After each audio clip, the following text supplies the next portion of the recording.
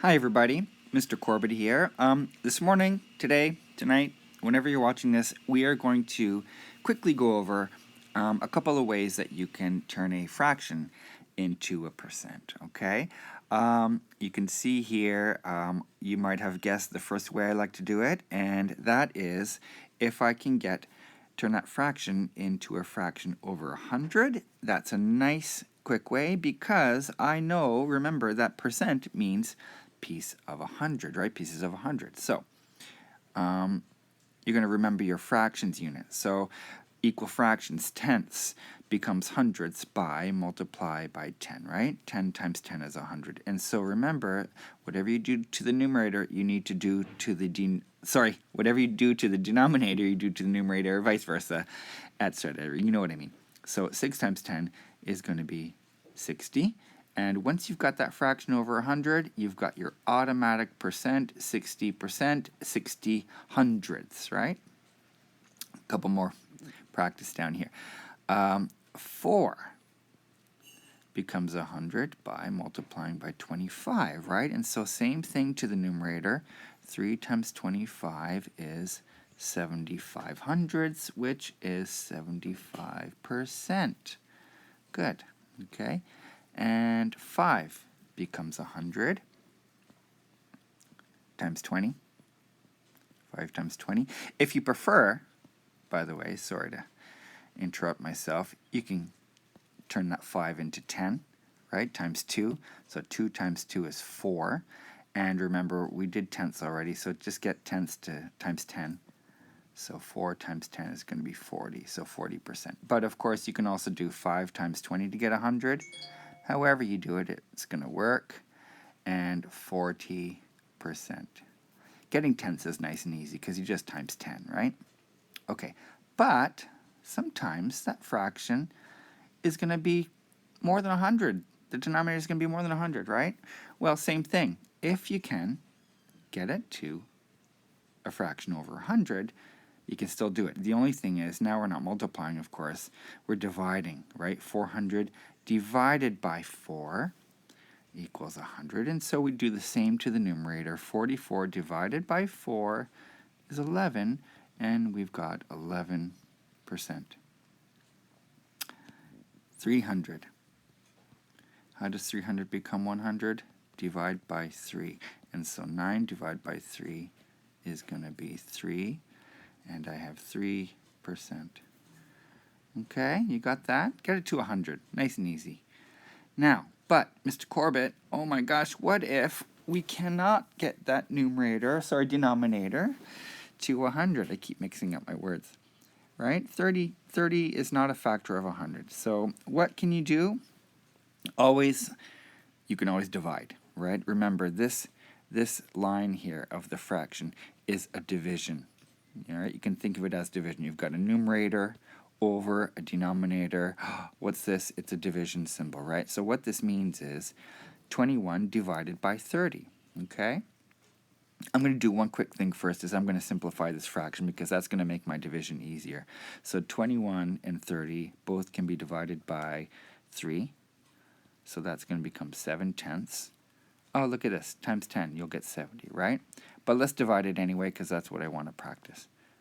Okay, 7 tenths, or 7 divided by 10. Looks like this, right? Now, we learned already how to divide with decimals. We're going to have to give ourselves a decimal here.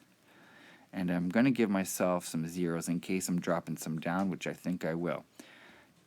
7 divided by 10? No. But 7t divided by 10, I know is 7, with no remainder. And once you've got that decimal, or two decimals, you can put a 0 there if you'd like, because remember your decimals, this is 70 hundredths, right? 7 tenths, 0 hundredths, 70 hundredths. And those first two decimal places, everybody, that's your percent.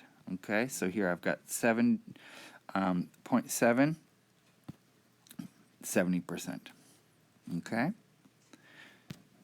Let's do another one down here. Where is it? Oh, there we go. 10/16. Okay, again, I'm going to simplify this just to make my life a little bit easier. I'm going to divide by 2 to get 5/8. which, as a division, this is 5 divided by 8, right?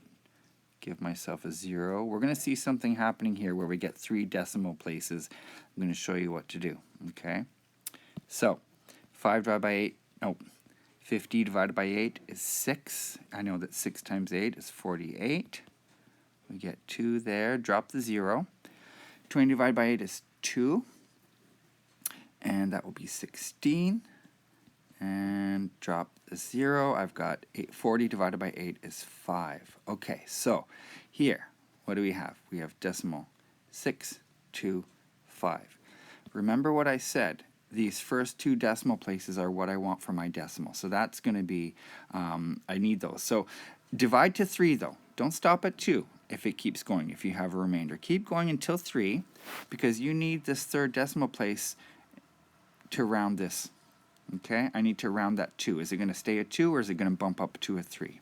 Okay, in this case, it's going to bump up to a 3. It's going to be about 63, which would be 63%. Just to note that you can have a decimal place in a percent. If you want to keep that 5, what it's going to look like is you're just going to move these, multiply by 100, and you're going to have 62.5%. or 62.5%. Okay? All right? Okay, so there you go. Oh, there's one more down here. Should we do it? Let's do it. Again, I'm going to simplify. Divide by 3. I'll get 3/8. Uh-oh, I think I see another decimal coming. 8.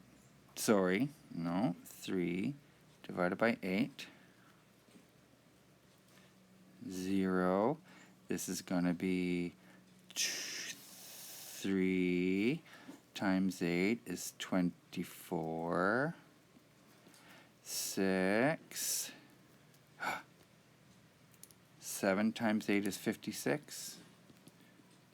And again, I'm going to have a 5 here. So I've got 0.375. Let's round it. 0.375 is going to round to 0.38, around 38%, or, remember, 37.5%. This is more accurate, right? That's on the nose, 37.5%. Okay? Sorry it was quick. Sorry it was a little bit messy. I was rushing, but so long as you get the general idea, and then you can go off and do some practice, okay? Bye-bye.